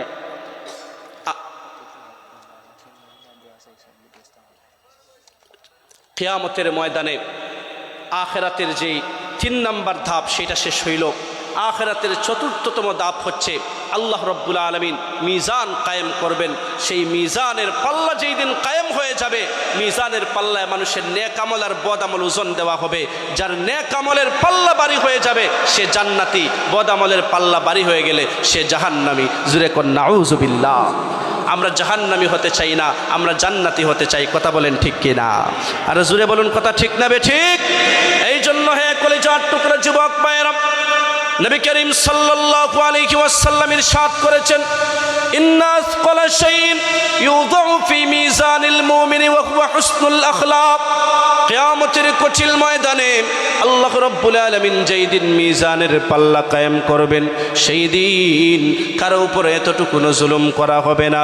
এই দুনিয়ার জমিনে আমার মতো একজন গুনাহগারের কথা শুনে যেই সমস্ত যুবক ভাইয়েরা উন্নত চরিত্রের অধিকারী হতে পারবে, আজ থেকে অবৈধ প্রেম ভালোবাসাকে ত্যাগ করে, গুনাহের রাস্তা ত্যাগ করে নামাজি হয়ে যাবে, দিনদার হয়ে যাবে, উন্নত চরিত্রের অধিকারী যারা হয়ে যাবে, কিয়ামতের কঠিন ময়দানে তাদের এই উন্নত চরিত্রটাকে মিজানের পাল্লায় উঠাইয়া দেওয়া হবে। নেকের পাল্লা বাড়ি হয়ে যাবে, সে জান্নাতি হয়ে যাবে। কোন সুবহানাল্লাহ। এরপরে আল্লাহ পাক আমলনামা দিবেন। যার ডান হাতে আমলনামা দেওয়া হবে সে জান্নাতি, যার বাম হাতে আমলনামা দেওয়া হবে সে হচ্ছে জাহান্নামী। আল্লাহ রব্বুল আলামিন এরপরে পুলসিরাতের ঘাট কায়েম করবেন। বিস্তারিত আলোচনা। পুলসিরাতের ঘাটে সিনফান মাশিয়া, কিছু লোক কেমন আছে হেঁটে হেঁটে পুলসিরাতের ঘাট পার হয়ে যাবে। ও সিনফান রুকবানা, কিছু মানুষ এমন আছে জান্নাতি বাহনে পুলসিরাতের ঘাট পার হয়ে যাবে। সুবহানাল্লাহ পরে। আর কিছু মানুষ আছে বিজদির আকারে পুলসিরাতের ঘাট পার হয়ে যাবে। পুলসিরাতের নিচ থেকে জাহান্নাম ডাক দিয়ে বলবে, জুজিয়া মুমিন ফাইন্না নূরাকা ইউতফিউল হাবি। হে মুমিন, তাড়াতাড়ি তুমি পার হয়ে যাও, কারণ তোমার নূরে জাহান্নামের আগুন নিভে যাচ্ছে। সুবহানাল্লাহ। নবী করিম সাল্লাল্লাহু আলাইহি ওয়াসাল্লামকে বলা হয়েছিল, ইয়া রাসূলুল্লাহ, কোথায় কোথায় আপনাকে খুঁজে পাবো?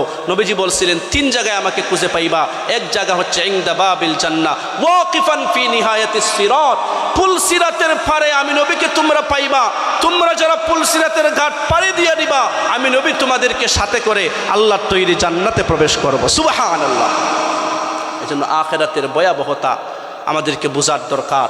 সেই ভয়াবহতা বুঝে আমাদেরকে দুনিয়ার জমিনে থাকাকালীন অবস্থায় আখিরাতের পুঁজি সংগ্রহ করার দরকার আছে না নাই? আর যদি আওয়াজ করে বলুন আছে না নাই? এই জন্য আসেন আমরা দিনের পথে ফিরে আসি, কোরআনের পথে ফিরে আসি, দিনের পথে আমরা চলার চেষ্টা করি। দুনিয়ার জীবন একদিন শেষ হয়ে যাবে। দুনিয়ার এই জীবনের জন্য আমরা কত কষ্ট, কত ত্যাগ, কত চেষ্টা আমরা করি, একদিন আমাদের সবাইকে দুনিয়ার জমিন থেকে বিদায় নিতে হবে। আখিরাতের প্রস্তুতি আমাদের সবাইকে দুনিয়ার জমিনে থাকা অবস্থায় নেওয়ার দরকার আছে না নাই? এর কারণে যে হাদিস পাঠ করেছিলাম, নবীজি বলেন আল কাইয়িসু মান দানা নাফসাহু ওয়া আমিলা লিমা বাদাল মাউত। বুদ্ধিমান তারা যারা দুনিয়ার জমিনে থাকা অবস্থায় মৃত্যুর পরবর্তী জীবনের জন্য পাতেও সংগ্রহ করে, এরাই হচ্ছে দুনিয়াতে সবচেয়ে বড় বুদ্ধিমান। জুরে কোন সুবহানাল্লাহ। এজন্য আসেন আমরা আখিরাতের সামান আমরা জোগাড় করি, দুনিয়ার জমিনে বেশি বেশি করে নেক আমল করি, উলামায়ে কেরামের নিসবতে আসি, উলামায়ে কেরামের সাহচর্যে এসে দিন সম্পর্কে বুঝি, জানি, পাপের পথকে পরিহার করে দিনের পথে পুরোপুরিভাবে তাওবা করে আমরা ফিরে আসি। আল্লাহ রব্বুল ইজ্জত ওয়াল জালাল আপনাকে, আমাকে, আমাদের সবাইকে বুঝার, আমল করার তৌফিক দান করেন। পড়েন আমিন। হাযা মা